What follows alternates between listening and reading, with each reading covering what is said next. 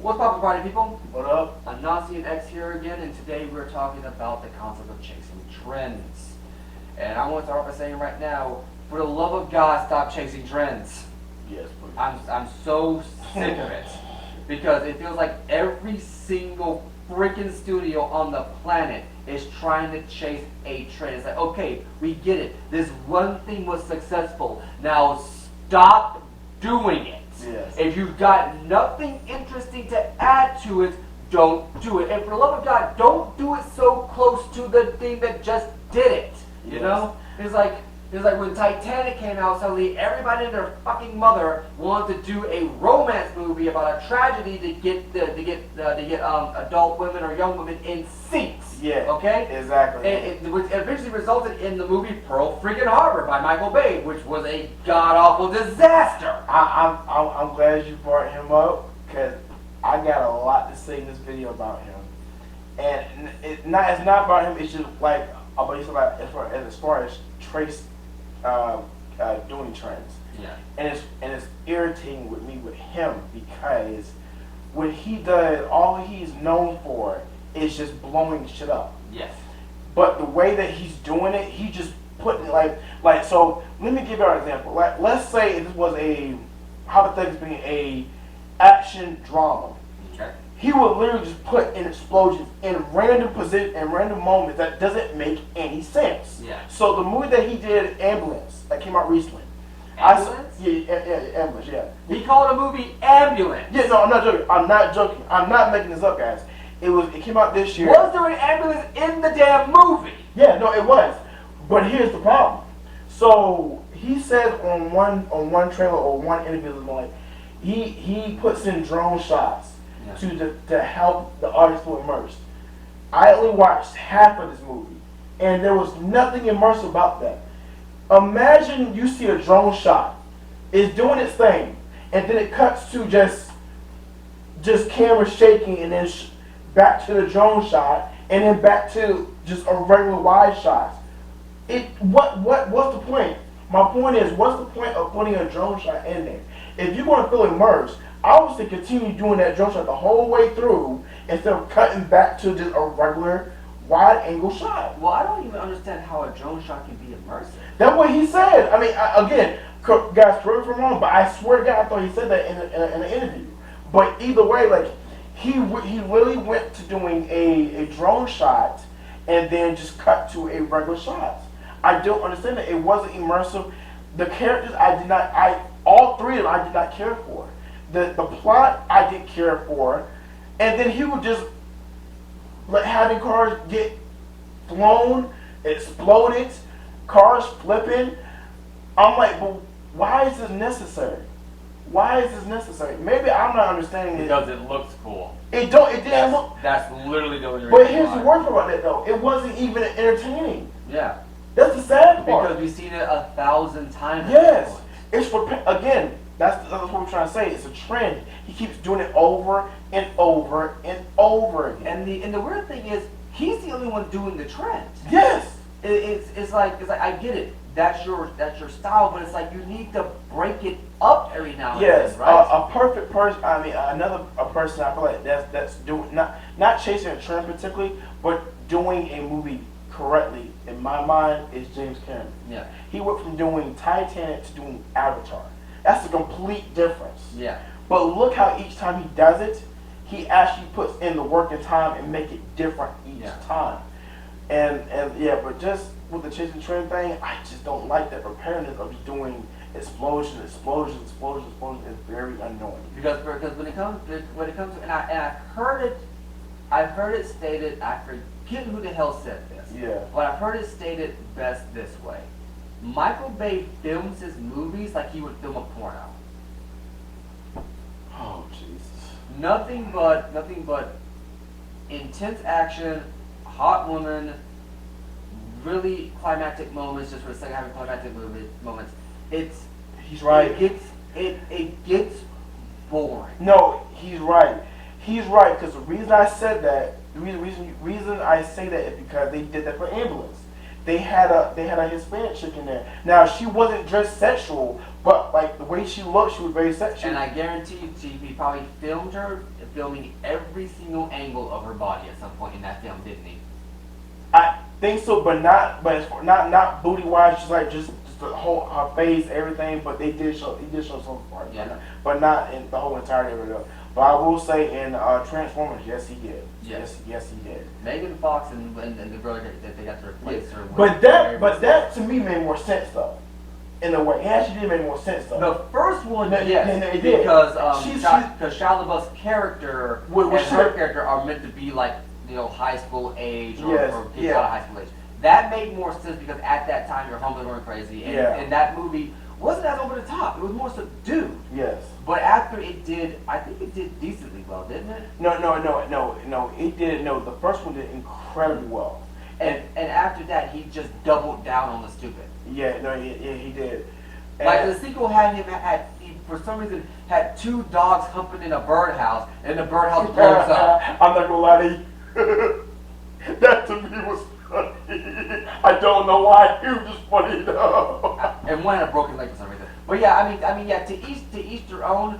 Yes. If you find it funny, that's fine. When I saw that, I'm like, what the hell did I just watch? Yeah, exactly. I'm really sitting here, right? And I forget the exact context. Well, there is no context leading to it. All I know is that at some point, something goes off, someone fires off a mini rocket, and then the freaking doghouse blows up out of their pocket. Oh, I know what happened. So what happened was, if y'all remember the first one, but he destroys Megatron. So the piece of the cube is still in his jacket. So he picks up and looks at it. The memories or whatever go into his eye, and Sam Wiki, aka Shia LaBeouf, his eyes, and then the cube falls to the floor. Everything in the kitchens, the whole kitchen supplies turn into like Decepticons, like. Now I remember. They come to life, and I think the toaster fires off a shot.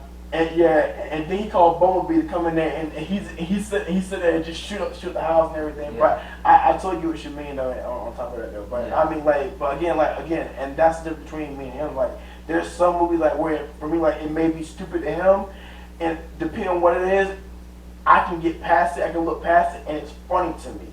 Yeah. But I get what you're saying, like, because it really didn't make any sense. It really did not make any sense, honestly. I truly agree.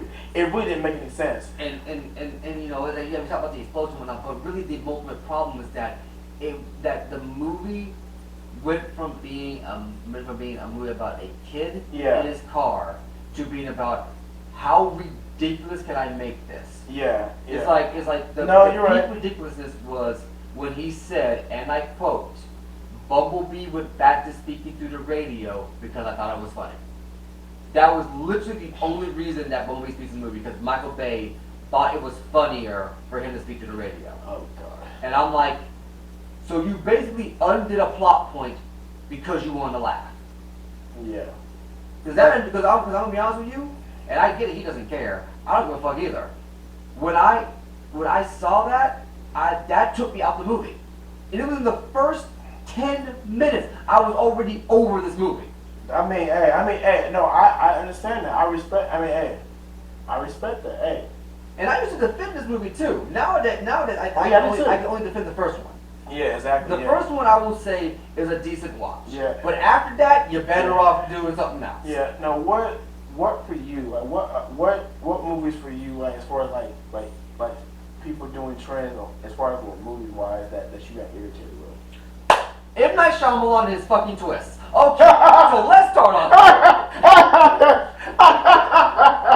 So let's start this off right, okay? So when M. Night Shyamalan was coming up, right, and credit to where credit is due, when he was coming up, he was actually a really good film director. He had really good scripts. He was well known for his twist. The Sixth Sense put that man on the map. No, it did. It really did. It was Sixth Sense and Signs. But after those two, and after he started, because at one point he was considered the next Spielberg. Yeah, because those two movies you mentioned, and then the other movie, Unbreakable. Yeah, Unbreakable. Yeah, those top three were the ones that put him on the map. But after that, it was The Happening. That movie was trash. What was it? The Village. No, the Village. No, but But it was that one, but it was another one, and I can't remember. Guys, please let me know in the comments. It was the one where they had a POV perspective with the kids going to visit the grandparents, and then they had some. I know what you're talking about, but I forget what it's called. Yes. But the one that I point out to, and this is the one where it's like, I don't know how nobody saw this as a red fucking flag. They also directed Devil, where they had these people inside the elevator. I thought it was interesting. I don't know the premise, but I think it could have been better. Yeah, you could sure. It was the one I think it was called H2O, because in that movie H2O. it was basically about about these people in this apartment complex. Okay. And there was like this mermaid in the water, and Shyamalan's like a he's a writer in the movie.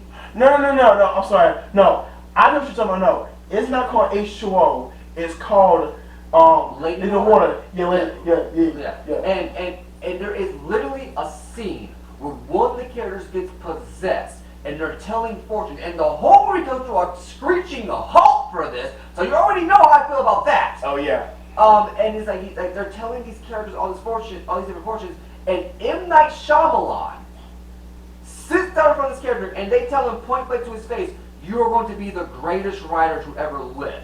No, and I'm like, one, if you're writing a movie and you cast yourself in the movie, props on this one, because he wasn't a big player in the movie. He was a background character. Yeah. If you're a director in the movie and you cast yourself in the movie, unless you have like a really solid co-director, do not cast yourself in the lead. Yeah. Cast yourself as a side character, because you need to have your attention. Yeah. Now I will give him that. Yes. If you have like a solid directorial team, and one of the characters, for whatever reason the studio picked you, or everybody agreed that you'd be a good part for this lead, that's another thing. All right. But if you're doing all of it with no one to help you out on the backside, sit your butt down somewhere. You're not that special. You're not that talented.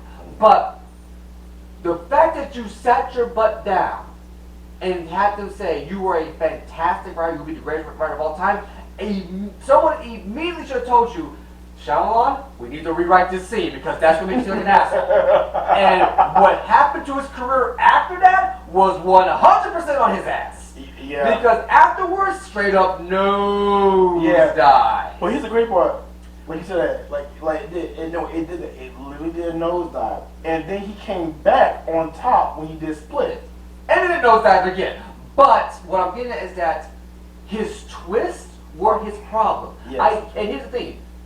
People at the time were enamored with twists. Yes. When the twists first came out, like all these different directors come out and say, here's the movie coming out, here's what's going on. Also, you won't believe the twist. And I'm like, okay, but the point of a twist is the point of the story where something changes.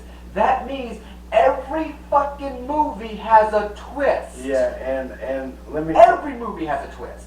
But the crazy part was, and it might be just me, his trailers were more entertaining than the movies. I'm just like, how is that possible? Because he feels like a mystery. He doesn't give away anything, because he understands that he has a twist in the movie, and he cannot telegraph it. So full credit where credit's due. Yes. But at the same time, it's like when his twist came out, suddenly everybody did a twist, and suddenly the twist wasn't special anymore. But I will say this though, his twist, in Sixth Sense, and Split, and Old were the best twists that he's ever done. Yeah. Because I'm not gonna lie to you, for Sixth Sense, that twist, yes. I'm not gonna lie to you, I just figured out what the twist was last year. Really? I never knew what the twist was, because how I perceived it when I was watching it, I thought, now, spoiler alert, I thought when he got shot in the beginning scene, I thought what they did was, okay, he got shot, it's a couple years later, I thought she called the cops, the ambulance, and he went to the hospital and he was fine. Yeah. No, come to find out, this fool was dead. Yeah, I never knew that. Yeah, the twist in Sixth Sense is that Bruce Willis's character has been dead the entire time, and if you pay attention, there are subtle clues that hint that he is dead. Like he can't turn Joan up, and when he's talking to his wife, she doesn't pay any attention. It's not because she's ignoring him, it's because he's literally dead. Now, again, I either might be really slow, or the acting was very good that it caught me. I never even. I'm telling you. No, the acting was that good, and you somehow managed to stay under a rock for I really did. Not notice. Yeah, because somebody legit told me like, bro, are you serious? I never knew this.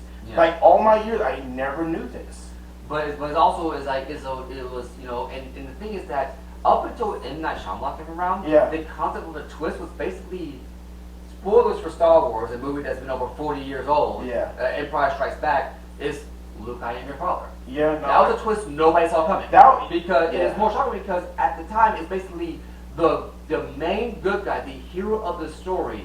His father is the second baddest dude in the galaxy. Yeah. That was by far the best twist. Yes. Oh, because I didn't ask what they did. I was like, no one did. I was like, huh? And fun fact, on the set, Mark Hamill had to keep that secret for over a year. Yeah. Only him, George, and Kurt Wiseman. No, not Kurt Wiseman. I think it's like Ben Kurtzman or something like that. I have to look it up again. But I know Kurt's in the name. Only those three knew the twist. Wow. James Earl Jones didn't know the twist until after he read the script. And remember, back in the day, Vader was played by 3 different people. That's true. true. Yes. He had the body actor who played the character on screen, and you should hear him do the acting because he thought he was going to be like the voice inside the role. Oh God, thank God they changed it because he was like this high pitched wheezing, had this really weird English accent.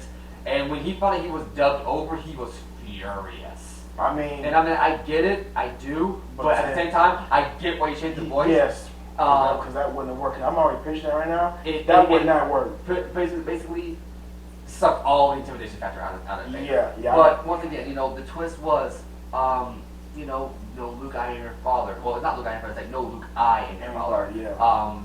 And the whole thing is that, the substitute twist was that no, Obi-Wan killed his father. Yeah. So they basically had the mentor be basically the murderer and stuff. But anyway, the point of that twist is that the concept of good and evil got flipped on its head. No, it did. People like to say that it's very binary. Like, no, that one twist basically changed the concept of good and evil because it's like the good guy's father is the bad guy. Yeah. And as far as I know, at least in cinema, that had never been done before. No, I know it has. Not to my knowledge, because that's the only way I remember. Yeah. And I know at least that. up to that point, anyway. Yeah. Up to that point, it was very binary. Yeah. But once again, it's like when Shyamalan came along, he basically changed the concept of what a twist could be. Yeah. It's no longer like good or evil or just like a shock. It's literally like you layer it in as a mystery, and then when the reveal comes out, if you've been paying attention, it makes a whole lot of sense. Whereas the Vader twist, yeah, it kind of comes out of nowhere, but it fits. With the Sixth Sense, is something that is hinted at. Yeah. Science, I don't know what the hell happened with science.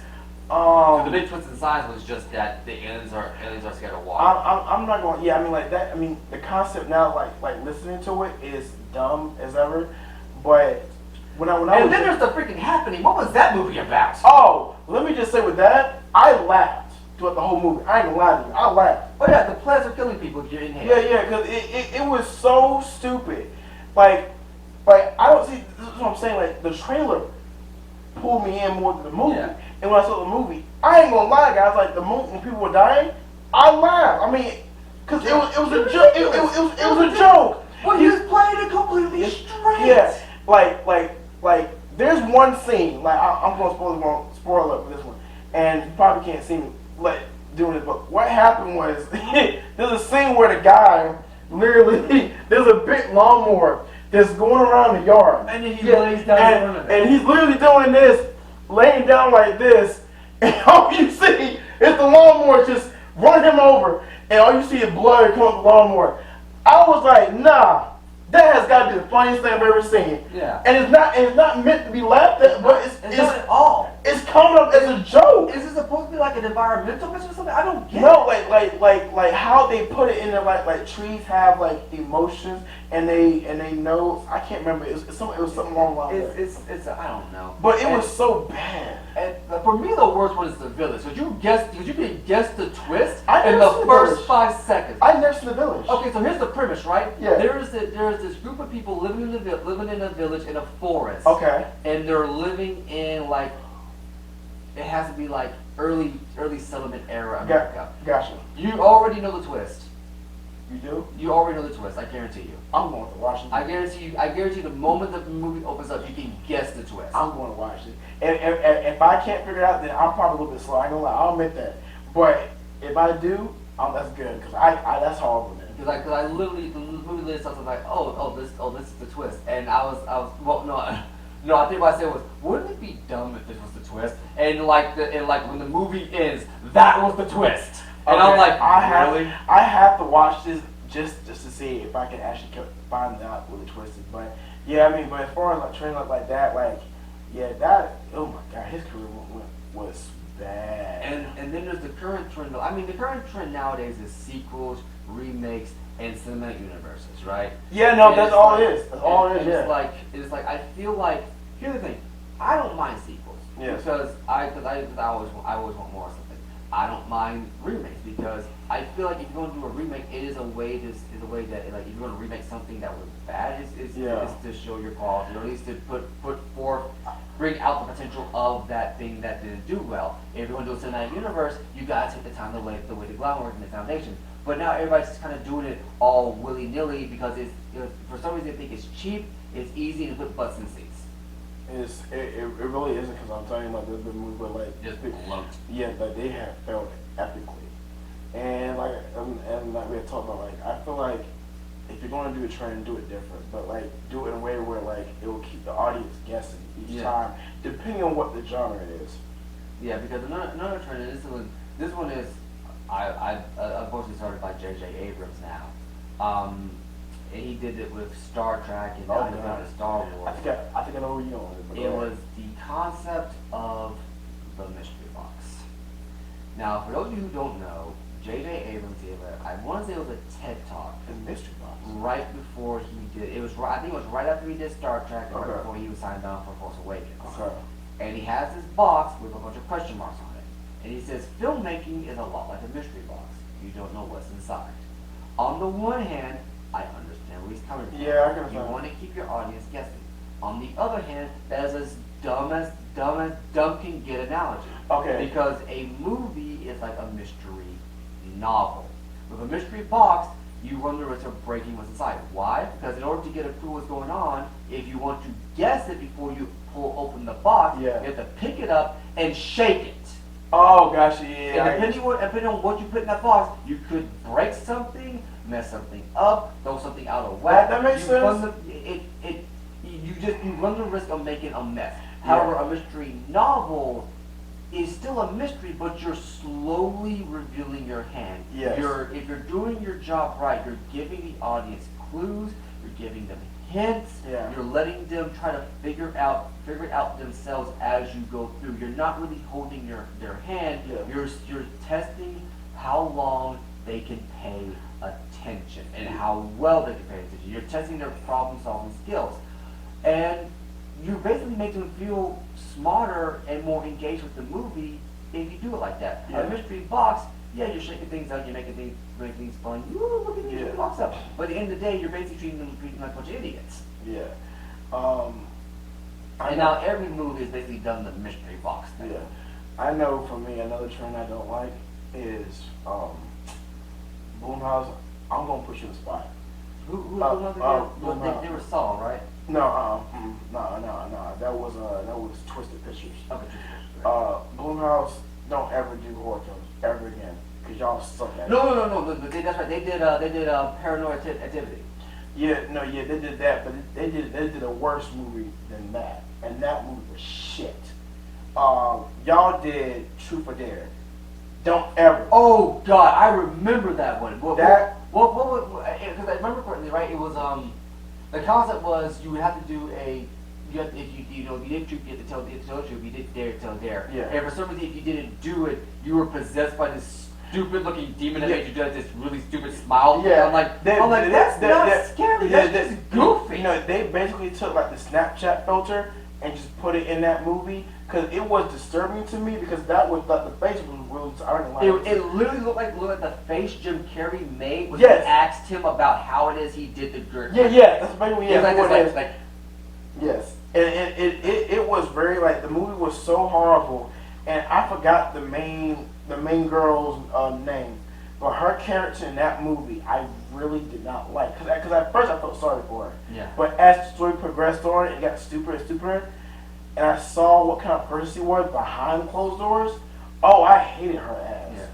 I think all the characters I hated Yeah, actually, no, I did. I didn't feel any remorse for them. Like, but her character got worse and worse down the road, Yeah. and it was just overall terrible. Like, I still to this day I haven't gone back and watched the movie. I watched it one time. I haven't gone back and watched that movie. I don't think I've ever want to watch it. No, dude. I see clips. I'm like, no. That one was bad, and another one she was in. I can't remember what one. It was some hotel, something like that. It was horrible. Honestly, I know there was another movie that I don't know. This might be the same movie I'm thinking about. That we just talked about, but there's another movie. Side note here. It's about these people who are like adrenaline junkies, and all I remember in the trailer is like you get this text message, right, and then you have to go meet somebody, and then I know what he's talking about. He's talking about okay. There's like one trailer that's like she's on a motorcycle driving a guy. Yes, I know what he's talking about because that movie is. Ooh, I actually watched it. It's not bad. It's not bad, but it's a simple concept, but it's. Oh, I know what you're talking. God dang it! It's gonna follow me all night now. God damn it! Because it's with Dave Franco. Yeah. Dave Franco and Machine Gun Kelly. Stop putting that man in movies. Stop. Who's Machine Gun Kelly again? The one that went to war with Eminem in a rap battle and Eminem buried him and now he's doing rock. Wait, he got buried so hard he swapped genres? No, I'm not joking. Yes. Wow. Yes. Yes. That's just embarrassing. Yes. And he. I don't even follow rap, and that's just Yeah. embarrassing. No. He even said it in the diss to MGK like like, I literally gave you your career to destroy you. Yeah. Yeah. But yeah. Stop putting MGK in movies. Stop. I'm tired of seeing him. Y'all keep doing it. Y'all did it in Bird Box, which was trash. You did it in the movie on Netflix with Jamie Foxx, Project Power, and he was only for about 5 to 10 minutes. Still pointless. Stop putting that man in movies. Like, stop. I'm getting sick and tired of it. Also, another trend I'm sick of seeing. The concept of the manic character, yeah, it's getting old. Wait, the what? The manic character. Think of how Jesse Eisenberg played Lex Luthor in Man of Steel. Oh God. Yeah. Can we just stop doing that character? It's not interesting. It's not funny. I get it. You want somebody to be kind of quirky and kind of be weird. But that was not interesting. But not to mention that wasn't Lex Luthor. No, Lex Luthor. Like I'm not gonna lie to you. The original from Smallville and Kevin Spacey. Kevin Spacey. Oh, Kevin Spacey. He killed it. Lex Luthor is Batman, and Batman was an asshole, and he knew it. Kevin Spacey was an asshole in that movie. And I love it. But what's funny is that movie was trash, but Kevin Spacey's the one that saved that movie. I ain't gonna lie to you. That movie, man. But yeah, like I agree with you. Oh, which movie? The one that he was in was Superman Returns. And the guy that plays Superman, he was trash to me. Oh no! I'm sorry. I'm thinking about somebody else. Oh my bad. Yeah, no, Kevin was alright. I'm talking about the guy who played Lex Luthor in the animated. Oh my bad. I'm sorry. Okay. Yeah. My I bad. forget what his name was. Yes. He unfortunately passed away, but he had. Ooh man, he was a bastard. I loved it. Yeah. Like that he was one like Lex Luthor went from being one of Superman's more cheesy villains to literally being one of the all-time great villains ever written in fiction. Yeah. Just from that depiction alone. Yeah.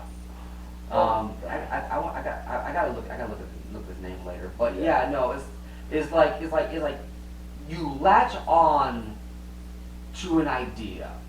It works one time because I think Jesse Eisenberg actually played that character once in a different film where it actually did fit. It was like a film like right before Man of Steel. Batman vs Superman. No, yeah, it was either The Social Network or Zombieland. It was Social Network. That's what it was. Social Network, and I will say both Social Network and Zombieland worked perfectly for him because. But why do you feel the need to inject it where it's not needed? Yeah, we'll see, and challenge this man to do something different. Yeah, and that to me I never understood either. But like when he did Social Network and especially Zombieland for me, it worked. Still not seeing Zombieland, by the way. Oh God, they have a second one out now, right? Yes, both versions. I say both versions for me were amazing. Again, it's simple. It's not. it's not meant to be taken seriously. Oh yeah, sure. But it's still entertaining because I've seen it movie about like 5 or 6 times now already. Yeah. And I still enjoy it every time I watch it. And like, yeah, great casting that, but like no, those movies he fits. And cause see, I don't see Jesse Eisenberg playing in serious film. Honestly, to me, I don't see him play serious. From what I've seen, and the fact that if they purposely rewrote Lux's character just so Jesse Eisenberg could play him that manic way, Yeah. I don't think Hollywood's ever going to challenge him to play this character. No, they're not. And if that's the case, his career is going to stagnate. It's already have. You already have? Yeah, because I haven't seen that man in any like big movie or any like serious films. So I mean, yeah, but yeah, I mean, as far as trends, like for me, those things that I mentioned, I just get irritated. That really irritates. I just don't have time to be wasted watching those type of movies. It's like instead of chasing a trend, here's a trend that I wish people would follow. Understanding your script. Yes. Good Lord. I know it sounds simple. It doesn't sound It like ain't. It ain't simple. But if you take the time, and if you take anything away from this channel, it's always going to be follow and understand your script. Yes. Because your script is your blueprint. Yes. Your script is your guide. Your script is your Bible. It will help you figure out what you should do and what you shouldn't do. If you're sitting up here doing things because you want to and not because you should, you need to make damn certain that the thing you want to do makes sense. Yeah, because man, some of y'all directors really need to go back to script writing class. Because man, Some of y'all need Jesus, which y'all need. I'm gonna be honest with you on that one. I don't understand how y'all. Some of y'all thought a script like that would actually get good. Actually, no, I'm sorry. I don't know how some of y'all scripts get greenlit. I don't understand that. Yeah. I don't know, but yeah, like I agree with what you're saying. Like, please read and understand what you're writing, and also ask the question too: is the audience going to understand and love this script that you have? Like the movie, what was it? It was I forget who was in it. I think the movie's called Here Comes the Boom. The dude is basically playing an MMA fighter. James somebody. I can't remember. Yeah, I saw the movie once. Wasn't too bad, but what the hell was that about? Because the only like basis of the story that I understood was like he was actually a teacher, and, and all the teachers will want to get fired unless they raise this certain amount of money. And it was a music teacher. Actually. Yeah, music teacher. And I called the twist literally 15 minutes into the damn movie. Yeah. I remember I was in the theater and I looked down and I said, "Look, he's the bad guy." Yeah. An hour later. Yeah. Oh God. Oh man. But it's just, I don't know. It's just like trends for movies is just, some of them is just not good. It's so repetitive. It's so irritating. I wish some of these directors would understand. It's getting old. You need to try something fresh and new, and that's the main thing I'm trying to look for with certain directors. They don't want to do that. They want to stick to what they know best. I'm tired of that. Then here's what I'll say about this, right? If you're going to stick to something safe, and this is and this is a thing I would argue a little bit different than following a trend. If you're going to do something safe, something you know will work, spread it out. Yeah, spread it out. Put something in between it, so that way people have time to see something different from you before they go back to something familiar, right? Yeah. Like once again, look at James Cameron, right? You know, he was at one point known for Terminator. Yeah. And then he did Titanic. Yeah, and then Avatar. And then Avatar. And I think he had I think it was like 2 in between. Steven Spielberg. The one trend he consistently takes is that he is known for making his movies whimsical.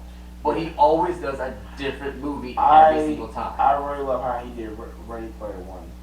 Ready Player One was a surprisingly good movie. No, I went into that movie ready to be like, this is gonna suck. That movie was surprisingly good. It was good. Now, even though I haven't gone back and watched it, I still have it in my collection on my phone. I'm actually gonna probably go back and watch it. But like, Best concerning Ready Player 2 is already out. Wait, you said what? Not the movie, the book. Oh, I was about to say what? Yeah, I believe the author. I might be wrong on this, but I believe the author has made a book called Ready Player 2, and it's a sequel to Ready Player 1. Okay. Now, how you follow up on that, I have no clue. I don't either. Like the only thing I can say is like based off the first one, they would either have to like where like it's like start off with the generic thing where it starts off good, something bad happens, and then that main character has to figure out a way to overcome the obstacle that's in his path, and then come back, and then everything completely different. That's the generic thing. So I don't know, but that's interesting. I didn't know that. Not to mention, like, I think Ready Player 1 was technically not a post-apocalypse. It was a dystopia. Yeah, correct. Yes, And dystopias are different from post-apocalypse. Post-apocalypse means that everything is completely ruined and destroyed and desolate. Dystopias means that, you know, the world still functions, everything still works the way it does, but it is terrible. Yeah, One could argue we live in a dystopia right now. Oh God, yeah. no, he ain't lying. He ain't lying because like, it's getting to that point for us. Yeah, it is. Whoo, boy. But yeah, man, like trends, I don't know. And granted, there can be some positive trends, right? No, there can be. Like when Batman, arguably, The Dark Knight came out. That was a swift kick in the pants for people doing like adaptation movies and doing comic book movies to be like, okay, what if we actually treat people who would watch these movies like adults instead of acting like only 5-year-olds watch these movies? Yeah. Because you ended up getting like a lot more people, a lot more butts in seats. You got a lot bigger audience. You got more people going to watch it, and you got all this extra stuff. And it's just like they took a risk. They started I would argue, a positive trend because say what you will about the Marvel movies, they're still following the Dark Knight blueprint.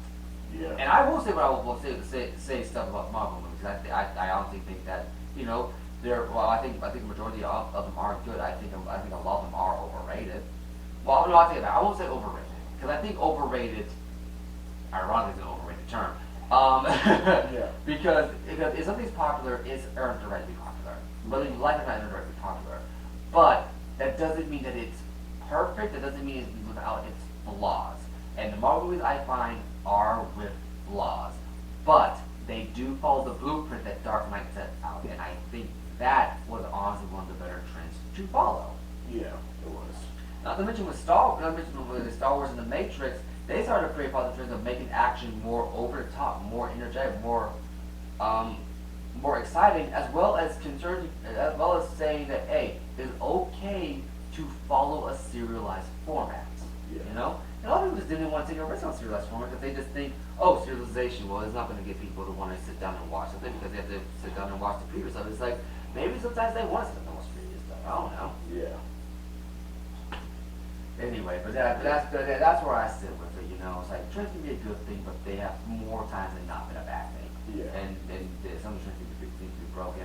Actually, you know, going to touch on gaming for a second here, another trend that I'm glad is finally dying out is the gluttony of first-person shooters and cover shooters. You know, for like the longest time, it's like it was either Call of Duty or Gears of War ripoff. You know, and it's like, okay, I don't mind first-person shooters, but it's like, do something interesting with it. They've all been the same gray and brown shooters. You know, Call of Duty, Battlefield, what was the other one? Medal of Honor. It's just. They were all the same. Then you had Halo come out and say everyone was trying to be like, you know, it's like what was it, Killzone and Haze. Well, actually, I'm gonna say this. I love Killzone. Something about it was different. I love that. Really? Yeah. No, to me, yes, because I'm not playing Killzone for reference here. I'm just saying that really came out. I love that game. Jesus, I love that game. I don't know what it was. It was different to me. Yeah. It was different. Like you just made like with Call of Duty, like. I had played Call of Duty, all the Medal of Honors, and all that game, but something about when Killzone came out, it was just different. Yeah. I can't explain it. It might have been just the enemies on the way they looked, and they had like, I'm not even gonna lie, they had like some sort of like Nazi feel, like they were just. But to my understanding, the Killzone enemies were designed to be a mixture between Nazi Germany and Russia. Yes, it was. Yes, but I love that tone. I love that. I love that he took a risk and did that. It worked though. It worked. Yeah, back when you could do stuff like that. Yeah, I'm glad you brought that up because I forgot about that game. It's like, Wow. I'm not gonna say these games. This is not to say that any of these games are bad. No, yeah. But when they were coming out, the same thing was coming out so often and so frequently that they all started to blur together to the point where if you played one, you might as well play them all. Like I love Halo to death, but at one point it basically became Call of Duty. Yeah. Oh, really? Yeah, like the reason Halos are just Call of Duty, but I- Halo skin on. Oh, I never. Oh, see, when you say actually, I can't even say. I can't speak on that because I never played Halo. I said back. I played Halo with my brother, like playing multiplayer, but not a Yeah. single player. But I think you'd enjoy a single player. yeah. I'm going to try that one. Barring Halo Wars. Halo Wars is a completely different game. That's an RTS. Okay. But you know, and I'm glad that nowadays we're breaking the trends. Like now that you know, RPGs are becoming more popular thanks to Persona, I would argue. You know, hack and slashers are becoming popular again. You get Devil May Cry and Beta that are being more popular. Monster Hunter, you got the Dark Souls series, and just having a wider range of stuff. Yeah. I'm glad to see that trend finally break. So I will say this about as far as the gaming perspective genres. His gaming is different from how because like for me, I couldn't get into Dark Souls. I don't know what it is. I couldn't get into it. It was just me. It was like you and my brother on Dark Souls, y'all cool. Oh no! I'm not playing Dark Souls. Oh, okay. I played Neo, which is a Dark Souls. Oh, my bad. I'm sorry. But what I'm getting at is that I'm glad that like all these different. Oh, okay. are My getting bad. So more my and more bad. popular. So okay. Now Yeah. mind. Let me just cut what I was about to say. So now mind. Okay. Yeah. Okay. Gotcha. No, it's okay. I misworded that. Yeah. But what I was getting at is that it's like I'm glad that all these extra genres are coming out and more people are getting into agree. it to finally let people. Because at one point, I don't know if you noticed, it's like for those of you who don't know about the evil that is EA, back in the day, they used to make really good games like Need for Speed Most Wanted. Oh God. Yeah, they used to actually put out. Oh. There was SSS Tricky. There was Midnight Club. I think I want to say it was Midnight Club. No, yes, it was that one. But the one I love, it was the one. It had a good story. It was Need for Speed, the city or something. It was where this driver, the street racer, brother died, and he was trying to get revenge. And then you were playing like different races in order to like. That one I don't know much about. I only played most ones. But this was back when EA used to make good put out really good diverse games. Yes, they did. And they weren't the most hated company in the world. Oh no, they weren't. No, they won the most hated company in America. Now, I want to say 4 years running. No, they are. They are. After what they did, the Battlefront 1 and 2. Oh Jesus Christ. Anyway, what I'm getting at is that with now that because at one point EA and Activision. Yeah. Together, people in Call of Duty said, "Oh yeah, no, people don't want single player stories anymore. Yes, we do. They want games as a service." And I'm like, "No, we want single player stories." And it's like when and I plan on getting this game, but when Elden Ring came out, and Elden Ring is made by the same people who do Dark Souls. Okay. When Elden Ring came out, it was this open world single player experience. Yeah. Much like how Breath of the Wild was. But people, that's Nintendo. Nintendo will do as it pleases and basically get all scot-free. Yeah. I mean, I'm just saying. And it's true. But Elden Ring came out. It was a single player, it was a single player open world, highly detailed third person hack and slash, right? And it was basically everything that EA and Activision, I think to some extent Ubisoft said that nobody wanted. It is now the best-selling game to this point of 2022. Wow. It literally came out and said, "Hold my beer." Wow. That's crazy. And honestly, I want to get this game too, just to show, that I support this because single-player games are, and always have and always will be, where gaming's at. All my multiplayer games, okay, yeah, that's fine. I'm not going to act like it's not. Being able to sit down and talk to your friends, especially over the internet, that's not because nowadays some of us just don't have the time or the energy to get up and go like maybe 40 minutes one way or 40 minutes another way. And it can get people across the world too. But that as the only way to play a game, hell no. Yeah, no. Because sometimes I just want to sit down and play a game by myself. Yeah, true. You're right about that. You're absolutely right about that. And then there was a point where they would just tack our multiplayer modes onto games for no apparent fucking reason. like Ninja Gaiden 3 had a multiplayer mode on that nobody fucking played. I've never played that game. It's a half decent game. You know, it's a good hack and slash, but the story needs a lot of work. But the online work wasn't even up with that. Anyway. Yeah. Anyway, but yeah, that's basically where we're at right now. Just, Yeah. You know, just chasing trains. I just hope that we learn from this incident so that we don't repeat the same mistake again. Yeah. But anyway, that's gonna be it for us for tonight. Yeah. I'll be announcing this in the next, and we will catch you around. Peace.